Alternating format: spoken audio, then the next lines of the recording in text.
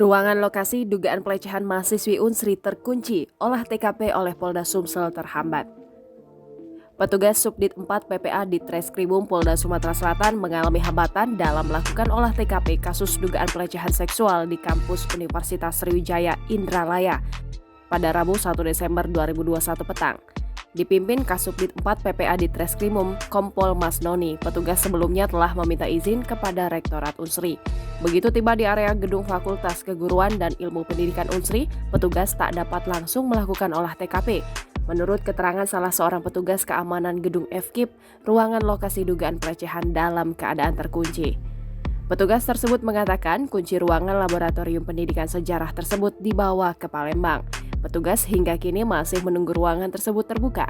Setelah melakukan olah TKP, Polda Sumatera Selatan rencananya akan memanggil oknum dosen yang dilaporkan. Jangan lupa subscribe, share, komen, dan like ya!